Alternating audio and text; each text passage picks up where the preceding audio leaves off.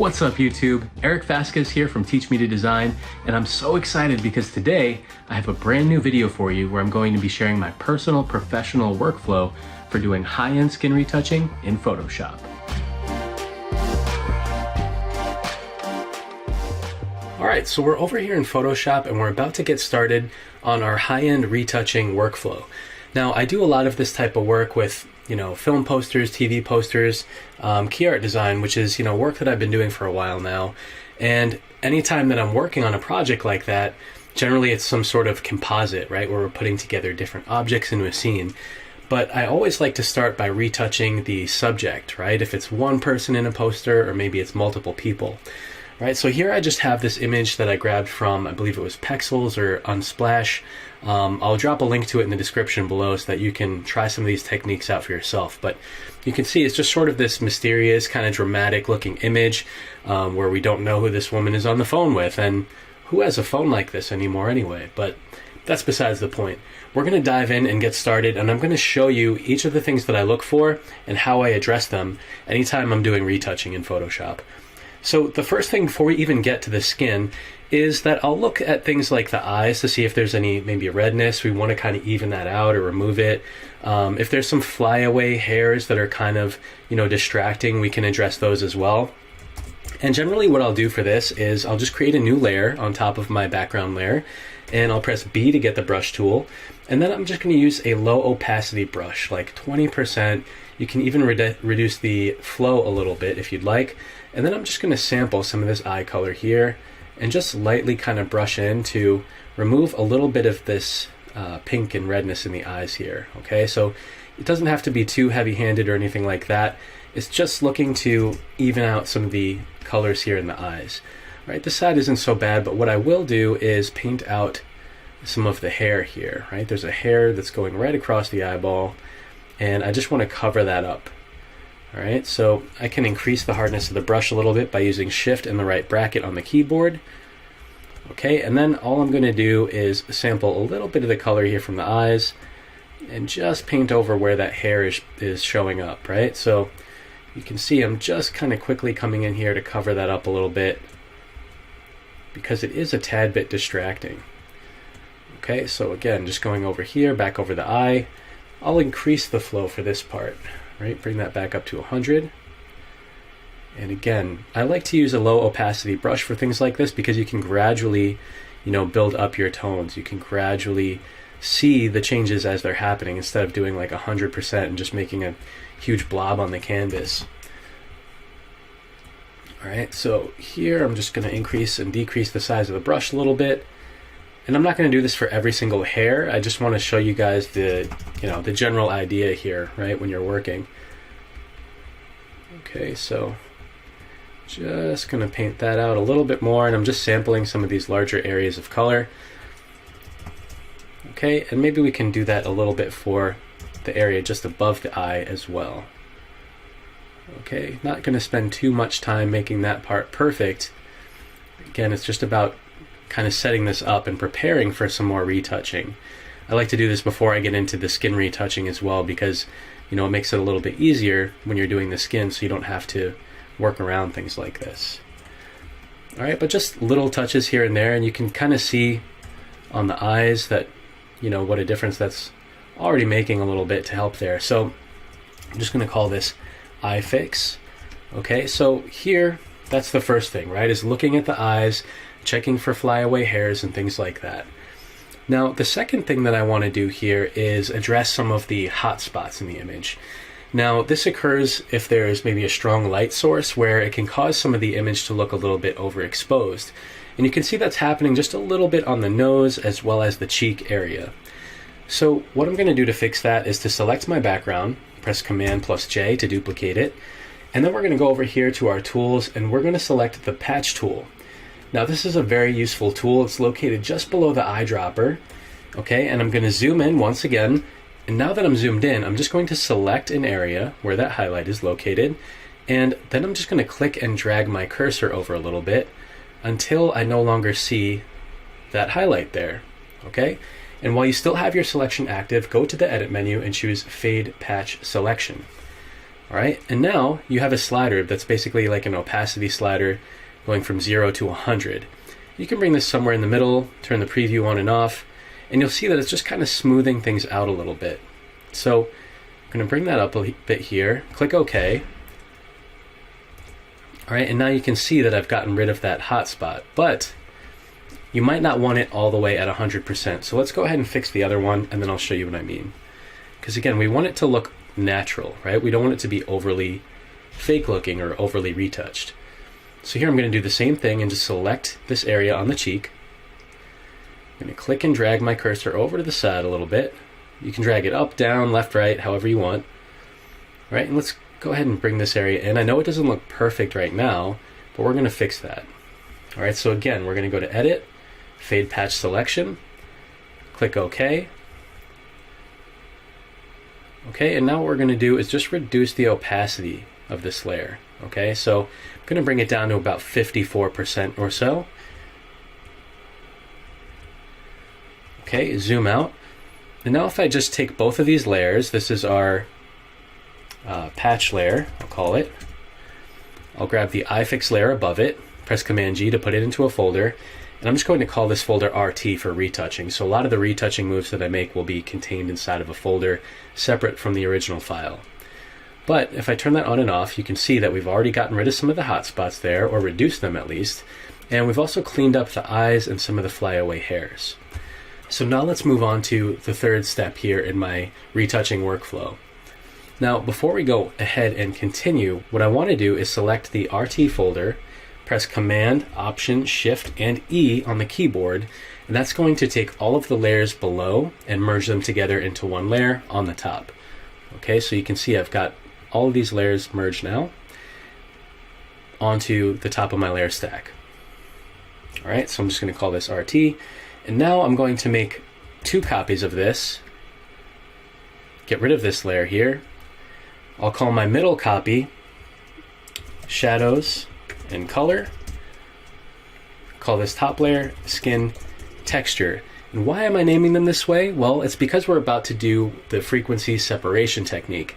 Now, I can't take credit for this technique. It's a technique that is used by a lot of photographers and is something that has been around for a while. But it's a tried and true and battle-tested technique that works really well for portrait photography. And what it does is it separates the high frequency and the low frequencies in your image. So what does that mean exactly? Well, the high frequencies in an image contain the details, the things like, wrinkles, hair, skin texture, little details. And the low frequencies are, as you might have guessed, things like shadows, color, and tone. So it's really helpful to be able to separate these things when you're retouching. Now, before we continue, let's go ahead and turn off the skin texture layer here. And you'll notice that I've put both of these inside of a group folder called FS for frequency separation. And I'm going to just grab the shadows and colors layer, go up to my filter menu, Gaussian blur, and I'm just going to apply a blur of around about 8 pixels here, and press OK. And then we'll turn our skin texture layer back on, go up to the image menu, and choose Apply Image. Now, this is the part where you just want to make sure that your settings are matching mine. Now, for the layer, we want to go to Merged, and we're going to select our Shadows and Colors layer. And then for the blending mode, make sure that you have Subtract. For the scale, set it to 2, and the offset should be set to 128. Now, once you've done that and set up yours accordingly to match mine, click OK. And now change the blending mode of this top skin texture layer to Linear Light. Okay, and you'll notice now that if I turn the visibility of the FS folder on and off, there should be no noticeable difference between this and the merged layer below. So what we're going to do now, because we're all set up, is press L on the keyboard to get our lasso tool, right? And if you don't have that selected here, it's over here on the side with your toolbar. You can also press Shift and L on the keyboard to scroll through those tools until you have the lasso tool selected. Now, we just want to make sure that we have a feather of around 20 pixels or so for our selection. Okay, and all we're going to do now is zoom in, make sure that you have your shadows and colors layer selected, and we're going to select an area of the skin that we want to smooth out a little bit. So let's start down here with the chin. Okay, and we're just going to make a selection around the chin here. There's a little bit of, some imperfections. We all have them, right? But we're going to try to even those out. And if I press Q on the keyboard, you'll actually be able to see my selection here. And you can see that it's feathered, so that's exactly what we want. Now, while I have that selection active, I'm going to go back to the filter menu, choose Blur, Gaussian Blur. And now if I bring this slider up, you can see what's happening in the image here. If you go too far, it's going to darken it, which we don't want. But if you bring it somewhere a little bit lower, maybe around 28 or 27.5, and you turn the preview on and off, you can see that it's actually evening out some of these skin tones here. So now I'll click OK and then press Command and D on the keyboard to deselect. And I'll continue to do this process for other parts of the image where there might be, some wrinkles, some imperfections, blemishes, and things like that. So we're going to continue this by going to the filter menu again and playing around with the slider to see what looks best. Okay, so here it's kind of lightening that crease in the mouth a little bit and just evening out those tones. All right, so I'll always take time to do this on images, and it's going to be a little bit different for every image that you work with. But the key here is to really just experiment. Okay, I'm also going to do this around the brow here, where there's a little bit of, a crease or a wrinkle there. And let's just see how that looks if we apply our frequency separation here. Now, we don't want it to look totally fake, right? We want it to still retain some of its original texture. It's just about making small improvements and pushing the image further. And I'll do the same thing here on the forehead. Filter, Blur, Gaussian Blur. Bring that slider up a little bit more. Okay, and you can see it's actually creating a nice effect for us. That might have been a little too heavy-handed, so I'm just going to go back and redo that once again. And maybe I'll just bring the slider a little bit lower. Somewhere around 15 looks pretty good. Okay, and I'll do this one more time around the nose area. Again, make sure you're doing all of this on your shadow and color layer. Okay, filter, blur, Gaussian blur. Just bring that slider up a little bit more. Okay, and sorry, I lied. I'm doing it again. Doing it over the cheek here in the shadows. And maybe that'll be our last one. Not making any promises, but let's see. Somewhere about there looks okay.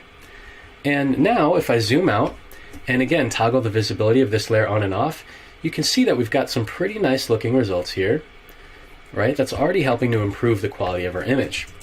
Now I'm just going to go back in. I told you I wasn't done yet, right? So I'm going to select this area over the cheek here and just see what happens if I do the same thing here. I just want to even out some of those tones in the cheek, especially because we use the patch tool to hide that overexposed area. So now I just want to smooth that out a little bit, which worked pretty nicely there. And I should mention this technique also works pretty well if you want to get rid of, some of the wrinkles under the eyes, or wrinkles, creases in, near your mouth and things like that. It works pretty well here too.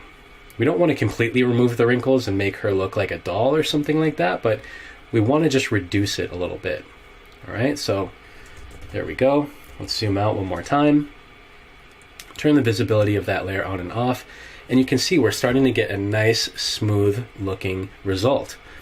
So thus far, we've addressed some of the redness in the eyes, some of the flyaway hairs, which we manually painted over with a low opacity soft brush. Then we took a look at using the patch tool to hide some of the hot spots or overexposed areas. And then we moved on to frequency separation. So the next thing I want to do is grab that frequency separation folder, open it up, come to the skin texture layer, which is the top layer in here. And here what I'm going to do is switch over to my stamp tool. So I'll press S on the keyboard. That's the shortcut for the clone stamp tool. And what we're going to do now is just come in here with a low opacity. Make sure your opacity is set to somewhere around maybe 40 or 50 is typically what I use. And all I'm going to do is hold the Alt Option key and select an area of the skin that I want to use as the source. So this is the part that we're sampling, and I'm just going to brush over some of these imperfections here. Now you'll notice when I did that, it created this sort of odd looking highlight here, and I think that's because I had current and below selected. So instead, what I want to do is make sure that this is set to current layer.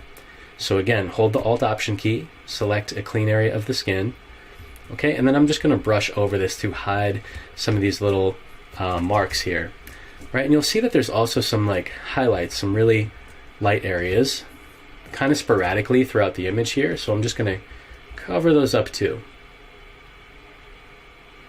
And I'll continue to do this by selecting a clean area of the skin and then just brushing over the area that I want to cover up. Okay, so you don't have to go crazy with this, but this is basically just going in and stamping out any of those smaller details that you might want to get rid of. So I'm going to do that a little bit on the skin here on her forehead. And typically I'll just do this with things like maybe, you know, scars, blemishes, if anybody ever has a little bit of acne, things like that. But if you have like a beauty mark or a mole, I usually leave those things because that is part of the person's face.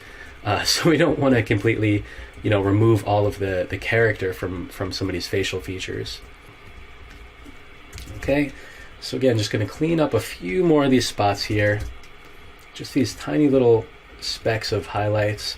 I'm not sure if it's maybe just sweat or a little bit of light from the camera. All right, and then we'll just go down and do the same thing on the chin that we did on the forehead. Hold Alt-Option to select an area of the skin that looks clear that you want to use as a source. Okay, and then we're just going to brush to cover up some of these bumps down here. All right, just getting some nice, smooth, and even skin tones. All right, I'm gonna clean up the side here, maybe this area a little bit below the mouth, as well as this crease here. Okay, so I'm continuously sampling here. I'm not just sampling once and using the same sample. I have my finger on the Alt-Option key and I'm just constantly sampling and then painting, sampling and then painting,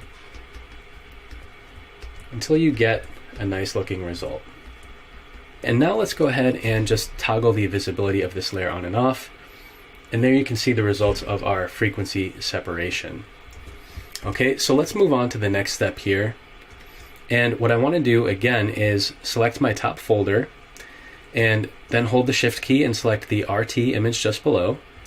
Press Command G and we will call this retouched. All right, so instead of retouched, I can just call it RT2. It's like our second or third pass, right? So the next step that I want to walk you through in my workflow is dodge and burn. Now, again, I was just talking about flattening images and raster images and things like that. When I first learned how to use the dodge and burn tool, like a lot of people, I was probably just using the dodge and burn tool over here in the toolbar. And you can go into an image, usually it has to be a flattened image, and just work directly on top of that. But this is a technique that I have found works really well and is non-destructive for dodging and burning. So let's get into that technique next. What I want to do here to set this up is hold the Alt-Option key on the keyboard and then click on the little icon here at the bottom of my layers palette to create a new layer. I'm going to call this D&B for dodge and burn. Check this box that says use previous layer to create clipping mask. Change the color to gray. Change the mode to overlay, and then check off this box, the option at the bottom that says fill with overlay neutral color, 50% gray. Then click OK. And you'll notice now we have a clipping mask that is attached to our R2 folder. Okay, and this DB layer with the clipping mask is also set to the blending mode overlay. Now what we can do here is use a low opacity soft brush. So press B on the keyboard. Make your brush a little bit larger using the right bracket keys, not that big, right? And make sure that you reduce the hardness of the edges. So to do that, you can hold Shift and the left bracket, and you'll see here in my preview that the brush is nice and soft. Now I'm also going to reduce the flow once again to somewhere around 50, maybe even 40%. Press D on the keyboard to get my default colors. Now what I'm looking for here is areas that I want to pop out a little bit. Okay, so I'm going to first address the highlights.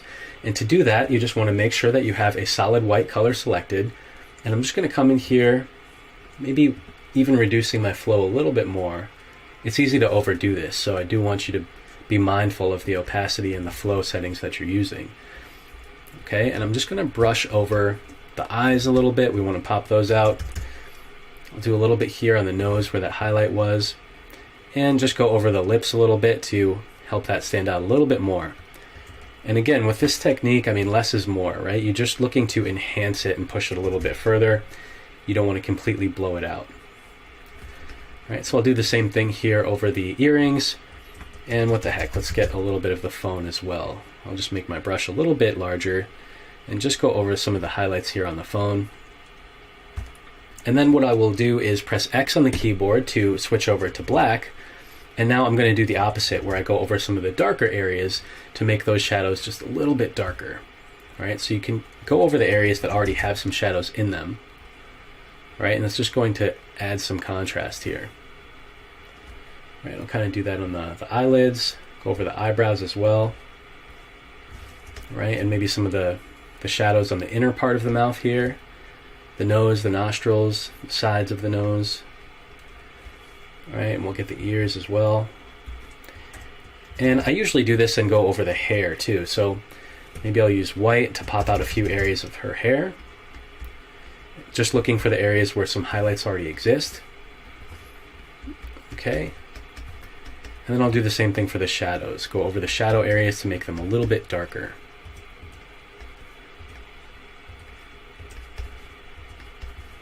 Okay.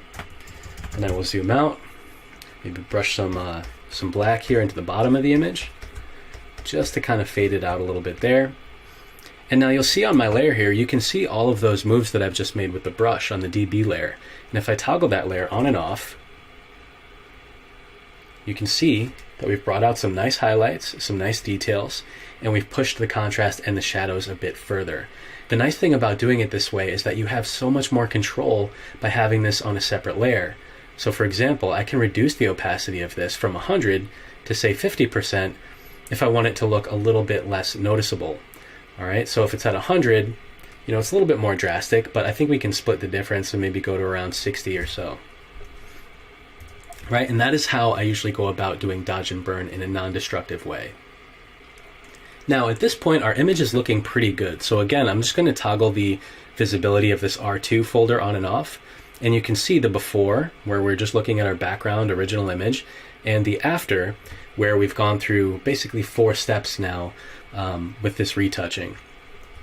Now, the last thing that I want to do here, my last step or 2, is to show you guys how I put some finishing touches on this, okay? So what I'm going to do here is hold the Shift key, select both of these images, the DNB Dodge and Burn layer, as well as the R2 folder. I'm going to duplicate it by pressing Command and J. And now I will hold down the Control key and convert this into a smart object. Right? So that way, if I need to, I can at least go back into the smart object and modify these layers with the frequency separation and the dodge and burn. And now I'm just going to turn off all the layers except for our merged layer on top. So what I'm looking for here is to see if I can pull out some more detail and information from the shadow areas. So I'm going to make 2 copies of this merged layer, go up to the image menu and choose Adjustments, Shadows, and Highlights. Now, when you do this, you'll probably get a pretty drastic result like I did when you first go to it. But all we're going to do here is bring all the highlight sliders down, and then we're just going to play with the amount and the sliders under the shadow settings at the top here. Okay, so I'm just going to reduce that a little bit and turn on the preview box, turn it on and off so you can see what's happening here. Okay, and once you get something that you're pretty happy with, we're going to click OK to apply those changes. Now this top one we can just call Shadows and Highlights. All right, and if you turn it on and off, you can see that we've got a lot more detail coming out of those darker areas. But here's where the nice thing about, again, working non-destructively comes into play. I can click on the bottom of my layers palette to add a layer mask, press Command and I to invert the mask, press B on the keyboard to switch to your brush tool, and then make sure that you have a solid white color selected. So normally you might be used to brushing with black to hide certain parts of the image, but here we're actually inverting the mask and painting in with white to reveal the areas where we want those highlights to pop out. Okay, so I'm going to make my brush like a medium size, bring the opacity up to around 30, and we can bring the flow all the way up, right? And then we're just going to paint over the hair to begin so that we can get more detail here, right? And I'll make my brush a little bit smaller, maybe go over the shadows on the side of her face here. right? Because I'm just looking to lighten up some of those shadows. I don't want to apply it all over, right? Again, it's about kind of, trying not to be too heavy-handed with it, but just enough where things feel balanced. And now if I turn that layer on and off, you can see that we only have the highlights in the areas where we want them. And now to finish this off, this step is totally optional, but something I like to do at the very end. I will once again just merge everything together when I'm happy with it. Change this to a smart object. Save your work, of course. And then I'll go up to the filter menu and the camera raw filter. Now this is a great way to add some finishing touches to your image once you're happy with everything else, because this is where you can kind of control the temperature of your image, right? If you wanted to apply some other settings here. But again, if I was doing a composite, I would probably do this at the very end because I'm looking to match the color and tone to the rest of my image. But all I'm doing here is pulling out some of the yellow, maybe adding a little bit of red. You can also control the exposure, which I tend not to play with too much because it can make things just look very blown out. But what I will do is increase the contrast, maybe push the highlights down a little bit, bring those shadows up. And you can see how it looks if you go, all the way to 100 and then just dial it back.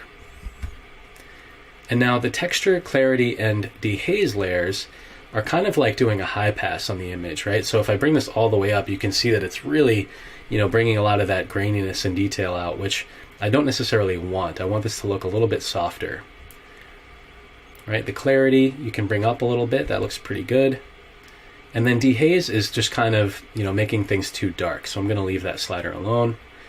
And this is the part where I'm just kind of, eyeballing it and seeing, the feedback that I'm getting as I move some of these sliders around. So I'll decrease the vibrancy, maybe increase the saturation just a touch.